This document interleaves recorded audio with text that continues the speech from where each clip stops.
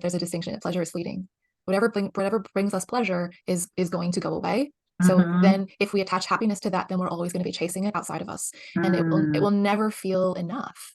Right. But if we understand happiness as something that is deeper and underlying everything else. Welcome. Today I have Karel Chan with me. I am so excited.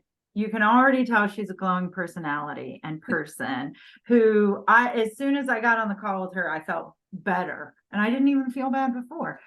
And you're going to find out why she makes people feel good. So she's a licensed therapist, a self-love coach. Even just being in her presence, I feel more loving already. And her coaching program, which I'm sure she'll tell us more about, is called Anchored Awakening. And it's for passionate women.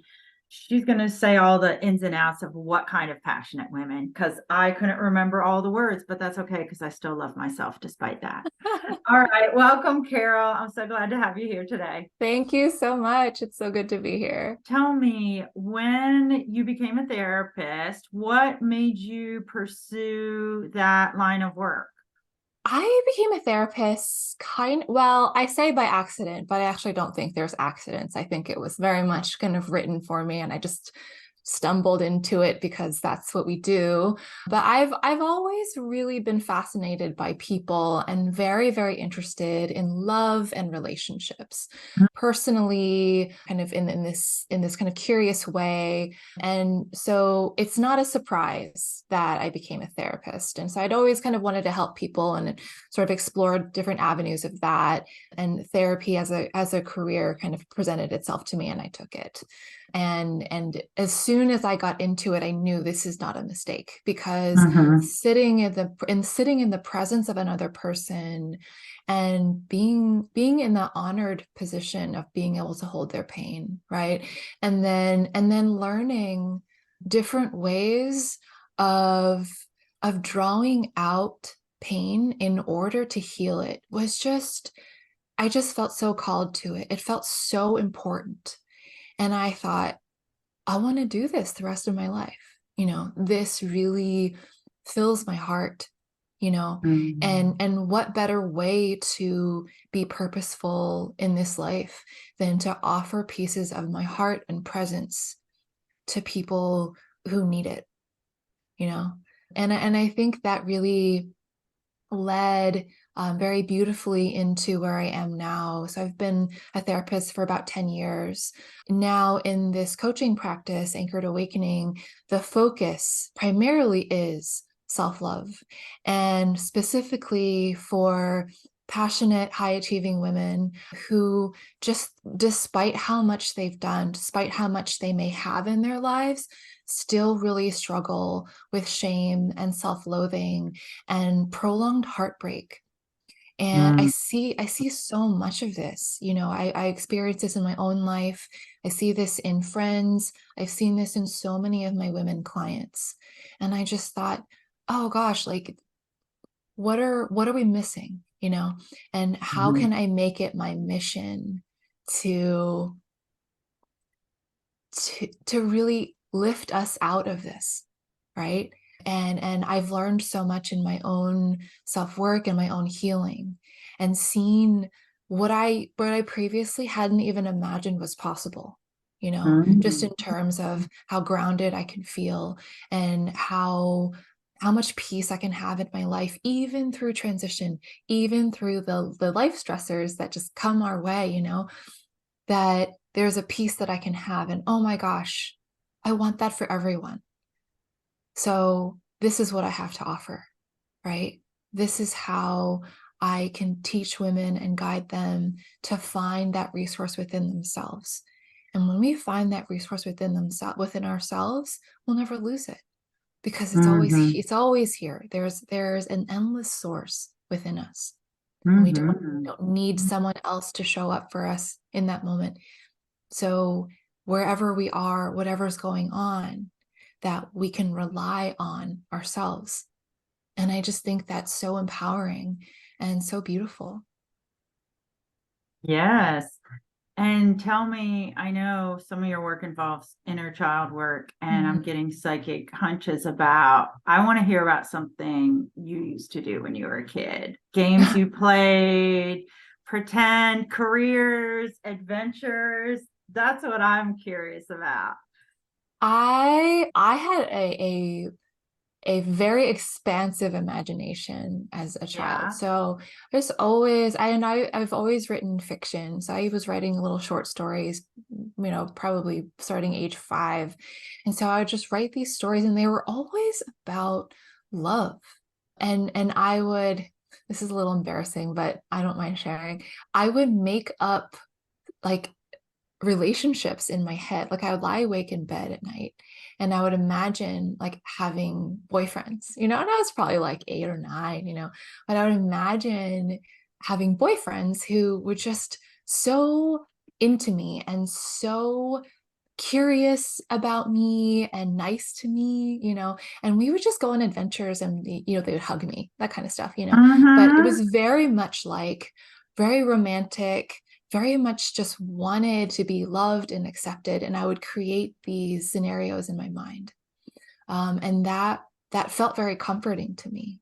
And it became this very aspirational thing that I think followed me into my adulthood. I love that. And I understand it can be embarrassing to share these vulnerable childhood things. And to me, it sounds amazing. And I love it. I have a few clients who one of the things we've done for them was imagine totally Mm, openly what kind of partner do you want? Like, what are the things yeah. you like? And if you're picking these items off a shelf that go into this description of this person, what do you pick? And so I love that your imagination let you play and explore and have these emotional journees that you went on. Mm-hmm. Mm-hmm. Yeah, I Yeah. haven't thought about that in years. It's really cool. I also wonder, and this is a to be continued kind of question, could it be a activity for people who you work with to either read these stories, not that you still have them, but like create their own story now, like you're talking about. And that seems so fun. Yeah, yeah. This is something I often do with clients and Yeah. it could definitely be about relationships, but a lot of times it's more about happiness, and the question that I ask is if there were no limits, right? No logistical limits, no financial limits, none of that. What would you want your life to look like? What would true happiness, true freedom, true contentment look like? And what we find is that their imagination has been limited by so many factors, but the encouragement that I give them is right now, there is nothing holding you back from imagining, right? Imagination is free. And when you allow yourself to expand in that way, you find out what you really want. And when you find out what you really want, when you allow yourself to connect with the feeling of true desire, the feeling of true connection, that's information Mm-hmm. and it's motivation. Mm-hmm. Oh, yeah. Yeah. Tell Yeah. me about that. So, what do you see happens when people? I want to come back to the imagination because I really want to have you help prime some people who are like, but I don't have any Sure. ideas. So, I'm curious about that. And I love what you just said. And when you see people getting motivated, what does that look like for you? Or Mm, tell me a little bit about like give us a glimpse into you're working with someone and then all of a sudden they're motivated and they've connected to true desire. yeah, yeah. There's it's almost like a white light washes over them. You're like, oh, Ooh. like I didn't that feels really good. It feels really good to imagine, right? And that may Mm-hmm. be a feeling that they have never connected with before, and maybe because of conditioning that didn't allow them to imagine or shamed them for imagining, right? Oh, it Mm-hmm. does feel good. It feels good to imagine. It feels good to have ideas that have no guarantee. Oh Wow, yeah. That's amazing, right? And then the motivation becomes, what's the first step I could take right now that could take me in that direction? Mm-hmm. And if there's any fear, can I learn to be with that fear in a way that's very reassuring, right? Yes, of course it's Mm, scary. It's very unknown, and the unknown is scary to all of us, right? That's mm-hmm. part of our human conditioning. And so could Mm-hmm. it be okay to be afraid of what's out there? But could I assure myself that I have the resources and I have the safety to go right here, right? Just to take Mm, one step forward. And that one step doesn't mean we're going to go all the way over there. It just means we're taking one step forward and seeing what happens. See how it feels. Check in with ourselves, right? And I just had this happen this week with a client who for quite a long time was really trapped in like, if I'm going to do it, I have to go full bore all the way, and I was like, don't overload yourself, and through a lot of patience and compassion with herself, she was able to let go of one aspiration and stick to something that seemed a little simpler, mm, and just that difference. So she forgave herself for not doing that bigger thing, and she mm, started doing the smaller things and started mm, doing the smaller things, right? And as she noticed that as she was doing the smaller things and succeeding in that, she had more room to forgive herself for not yet doing the bigger thing. mm, And she said, well, I think that maybe eventually I'll get back to trying to do the bigger thing, mm, right? And so it really is this way of, when we have motivation, of knowing where that motivation can go and seeing the fruits of that and allowing that to lift our spirits. And when we have that, then the higher vibration that we're in actually then increases and expands our motivation. And that's really how any sort of journey is made. mm, Yeah. mm. I love that. I'm picturing for me when I think about doing something, if the unknown and the fear of all the questions make me feel frightened, I picture like a witch would have a familiar. I would have my little companion. I don't have any pets, but in my mind, I'm like, I would just have this little animal companion, this magical creature by my side who's like, it's okay, we're doing this together. I'm your magical Mm-hmm. pet deer. And that seems fun to me. So I'm gonna play around with this with my own next time I'm doing a visualization. But before I go too far on this track, here's a burning question that I have based on what you said, that I know both I've felt this at times and I know a few people who feel this. So I think you'll have guidance for us. So what about when, like for example, I have no problem imagining things. I have a great imagination. And yet when people have disappointment of either they're in a hard place in life or they've had a lot of things that made them feel like life doesn't work out, is there a tip or encouragement that you have when they're either stuck or just kind of mired deep in this, like, I don't even want to dream because it's never going to work out? Like, I've seen it not Mm-hmm. work out so many times. Not despair Mm-hmm. exactly, but just like disappointment that doesn't give up. Mm-hmm. Do you have any thoughts? Do you ever Yeah. have people who they Oh, don't of that course. yeah. Yeah, yeah. I think it's so common, right? And so, and maybe this sounds trite, but maybe not. But I think that our experience of disappointment, one, is very human, right? But two, is often intensified the more attached we are to outcomes. Mm. And I think this is a very difficult thing to detach from in kind of modern Western culture, Oh because yeah. everything that we're exposed to is an outcome, Mm-hmm. right? Most common trope I see is, and maybe especially for women, mostly is who I work with, is marriage, kids, house. That's happiness, right? And it's like, oh, okay, well, we don't always get that, and if we get that, we don't always get to keep it. And so that if we're attached to those being the outcomes of happiness, we will almost inevitably experience disappointment, whether it's big disappointment, like we don't get it or we lose it, or small disappointments like, oh, our partner isn't as great as we thought they were, right?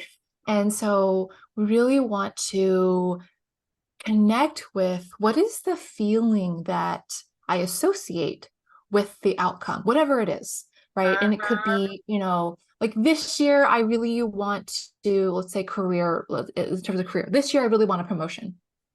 And the end of the year comes and you don't get the promotion, or in fact, you are picked over, someone else is picked over you, right? Like that's a huge bummer. Yeah. And we can be disappointed. And I think it's important to, one, allow the disappointment, but two, kind of search for what was the feeling I was hoping to have Mm, that would come with the promotion, mhm, because that's actually what we're grieving. mm, It feels like we're grieving the promotion, or we're grieving the relationship, or the what ifs, or the have nots. But what we're really grieving is the feeling that we're looking for. And if we can stay in that space of curiosity long enough to identify the feeling, then there are a couple of things we can do there. One is imagine what that feeling feels like. And if you're able to get into your body, where does that feeling live in your body? Where do you feel it kind of start to glimmer up when you imagine it? Right. So mhm, with promotion, maybe it's like, I want to feel accomplished. Okay. All right. What does accomplishment feel like? Do I notice it? Do I notice it kind of bubbling up somewhere, maybe in my chest, maybe in the back of my head? And once it's there, then you can start to tell yourself that is accomplishment. So if I want to feel it, I can just call it up and it's there. It's already there. That's one thing you can try.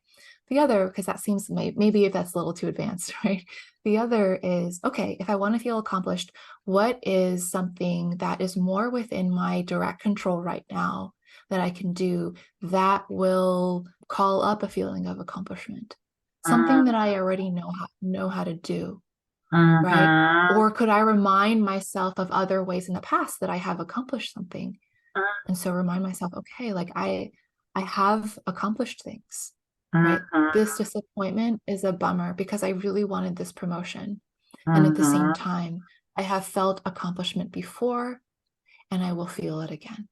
mm. That is so It's good. really about, yeah, it's really about the feelings that we're looking for more so than the outcomes. And the more that Mhm. we can understand that, the more we can be flexible with outcomes. Yes, right. Well, and I'm so glad you brought this up for so many reasons. I don't know if you're into manifesting at all, but one of the things that people talk about in manifesting that I'm honing in on that's a direct connection is when you're focused on an outcome, let's say it's a promotion or a partner, there might only be one of those. But like you say, there are other ways that you could have Yeah. those needs met. But if we only allow it to be one way, there's a rigidity to that that doesn't allow all the other delights of being Yep. alive to come. And I think about years ago, I was trying to get pregnant with my second child and it wasn't working out right away. And so then I looked within and I thought, well, ultimately, if my desire is just another child, there are other options. Like it doesn't have to be my body. And Mm-hmm. so, like you say, this loosening up is how I'll put it into words in a moment of it doesn't have to be that exact outcome, but going after the feeling will still let you get there. And in Yep. manifesting too, it's all about like if going after the feeling lets you more directly get where you want to go. And like you say, if it's already there, then you can start having that experience now. And I also really, really enjoy it because sometimes, for example, when I'm very goal driven and it's a goal that'll take a long time, I don't understand. how to enjoy the process. Like I'm always like, but I don't like Yeah, I want the thing, but I'm supposed to enjoy the process. But how do I do that? Because I right, don't. right. And so this makes me think, and maybe you have more thoughts about that too, because enjoying the process or enjoying daily life is the thing I desire and other people desire. And yet, yeah, with some of these big ambitions and outcomes, it feels like if we can return to the feeling or find other ways, you can still have that satisfaction along the way, whether or not the outcome Mm-hmm. does occur. Mm-hmm. Yeah, exactly, exactly. A lot of my work is very grounded in Buddhist teachings. Mm, And one of the primary concepts is about pleasure versus happiness. And that pleasure does bring happiness for sure. Doesn't mm-hmm, mean that we should deny ourselves pleasure, but understanding that there's a distinction, that pleasure is fleeting. Whatever brings us pleasure is going to go away. So mm-hmm, then if we attach happiness to that, then we're always going to be chasing it outside of us. And it will never feel enough, mm-hmm, right? But if we understand happiness as something that is deeper and underlying everything else, right? That it's something that we always have access to, and that it's mm-hmm, actually a sense of peace and ease and contentment with whatever is, right? Whether there's pleasant things going on or unpleasant things going on, happiness is always here, right? Then we can always access it. It's something simple, right? Thich Nhat Hanh always talks love about, him. like, yeah, like the pleasure in like a flower or like Mm-hmm, a drop of water, right? And these things that are so much more easily accessible to us. And if we can find happiness in that, then if we have, a streak of unpleasant things going on in our lives, that we can feel stressed and we can feel bad, right? But underneath all that is still, but there's still flowers and there's still a mm-hmm, drop of water, right? And I can see myself through this phase of mm-hmm. unpleasantness. Yes, Yeah. yes. That's so good.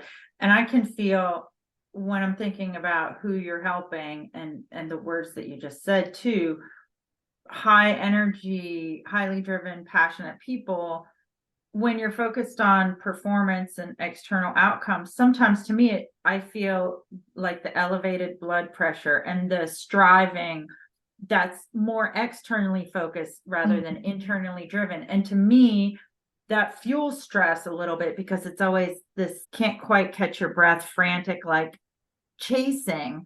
Mhm. Whereas being grounded lets you can still be driven towards the things that you're driven, but it feels calmer to the body and to the Right. nervous system because you're not constantly chasing something that might not even be there when you get to the end of the road.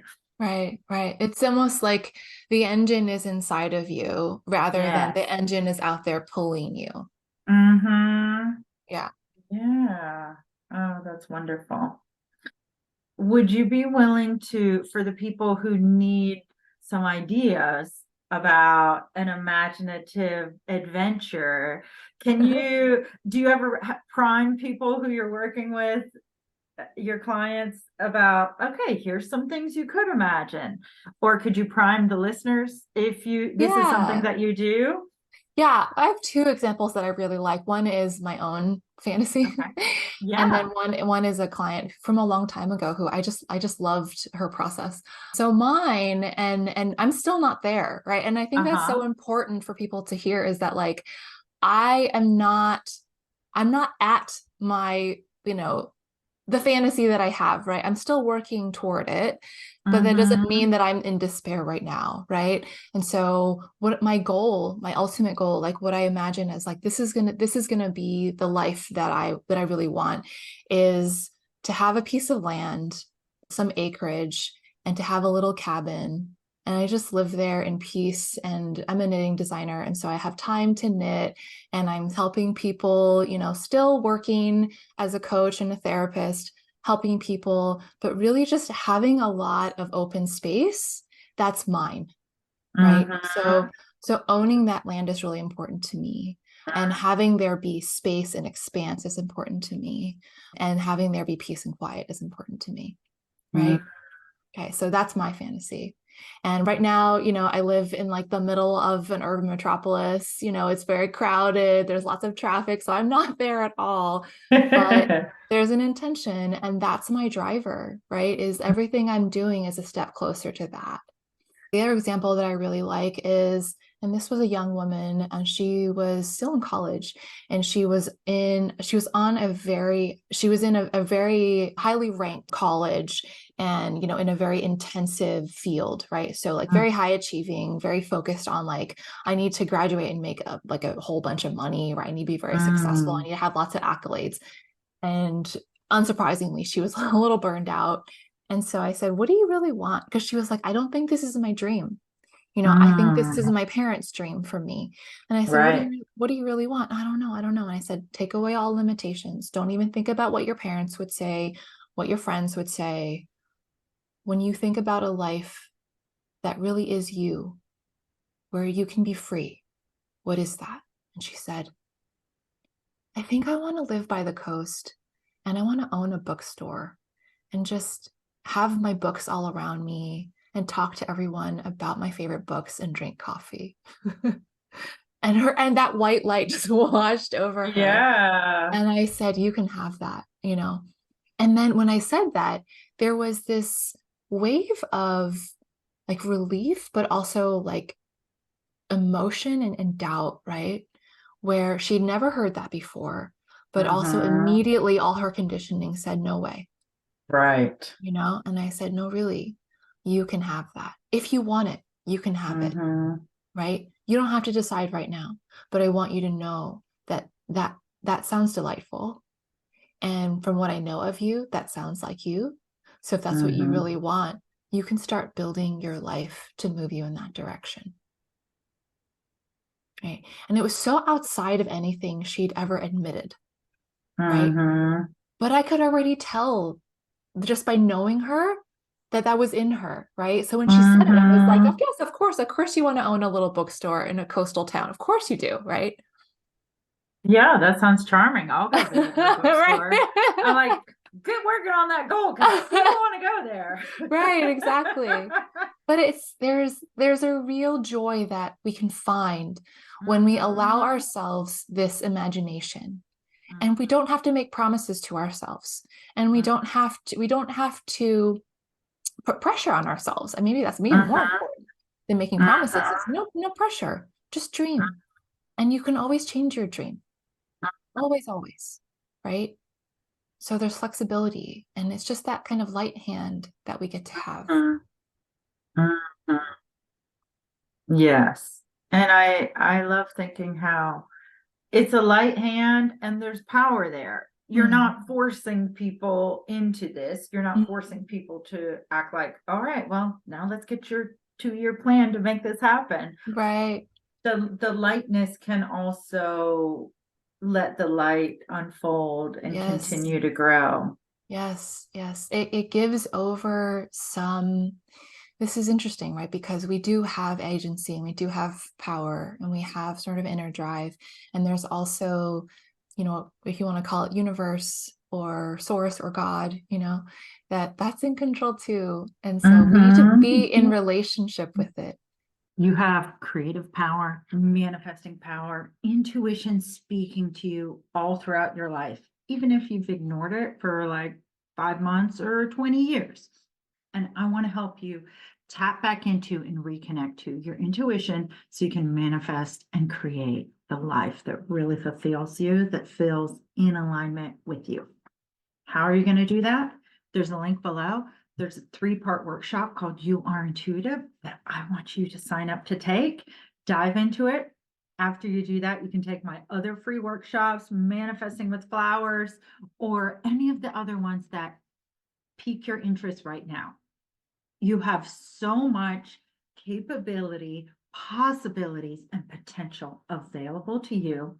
I believe in you. I want to support you, and I'm rooting for you. Use the link below to sign up. And say, Yes. oh, okay, this is happening. I guess I'll pivot, right? Mm-hmm. and allowing for that and saying, okay, let me listen to the wisdom from the universe as well. How do we mix this? How do I work with you? Mm-hmm. Because the universe truly knows. It knows where we're going, right? And we can learn from Mm-hmm. it by taking cues from it. And on some level, trusting that whatever the universe has brought us, that there's a way through it. Mm-hmm. Definitely. So good. And this trust with yourself and the universe is, I agree with you. And you mentioned before, it's one of those things. Once you have that, it's always there with you. It's walking with you every day, internally there, taking every step and able to pivot if you need to pivot and move to the next thing and finding that feeling that keeps on helping you step forward. Right, right. It's Mhm. about finding harmony, with what's around us, because we're here. We've always been here. We're going to be here. Yeah. Yeah. Well, we're not quite out of time yet. And I wonder, are there things that you want to highlight before we wrap up that you think, here's another really important thing to always keep in mind or to open the door to the next stage? Hmm. I think the kind of little nugget that I just always want people to know is you can always be there for yourself, you know? And I know that sounds sometimes scary or impossible or just wrong. Sometimes it feels like we're really alone, you know, and that there is always a part of you that is there for you, rooting for you, and trying very hard to help you. And this is the part of you that is tuning in to this podcast, right? This is the part of you that maybe has gone to therapy or is looking for help in other ways. This is the part of you that goes on social media looking for answers. This is the part of you that read self-help books. This is the part of you that prays, right? That any part of us that is seeking relief or reprieve or healing, that part of you is there for you. It's working really hard to try to help you.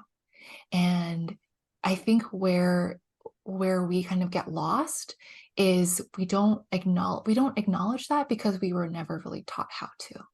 Right? We just see ourselves as like a singular being, and that actually we are many parts. And there are parts of us that hurt, there are parts of us that are scared, and then there are parts of us that are like, we got this, come on, right? Mm-hmm. And that's the part of you that is always going to be there for you, never going to abandon you. And so once you turn toward her and you say, hey, oh, thanks, then you'll remember. You'll remember. So when you're feeling alone or despairing or hopeless or any of those things that, just really take you out, try to remember there's a part of me that's here for me. Mm-hmm. Can I see her? Can I let her carry me through? And see what happens. I'm so glad you shared that nugget with us. That was perfect. And if this was a menu that we had before us, you gave us an equally good dessert Oh, as the good. entree and appetizer. So if you would like to go to the restaurant of Carol Chan again, she's going to tell us in a moment where she can be reached. Her links are also below. If you're feeling that pull within you, then follow along, reach out, find out more about her programs and all that. How do you like people to best connect with you? Yeah, you can reach me at my website. It's anchoredawakening.com. You can read more about these concepts of self-love. You can read about my personal story, and you can also read about several of the coaching programs that I have in place right now. You can also follow me on Instagram. It's Anchored Awakening. I post pretty much daily content about self-love, self-compassion, mental health, and general information about really how to show up for yourself and how to get the most out of life. I love it. And I know we didn't go super deep into your story, but that just gives people a reason to go find you and find out all the fun details later. And or I guess they're not always fun details or but it brought us to where we are today. For So sure. oh, well, such a pleasure. This has been such a gift. And as I said at the beginning, I felt my self-love increase just by your presence. Oh, And it has wonderful. continued to increase for all of us here the whole time. So we really appreciate you. Have you heard about Talk to the Trees? This book is written by the trees. I channeled their words for you so that you can reconnect to the calm, the peace, the wisdom of the trees, the wisdom of the forest. Bring it into your daily life.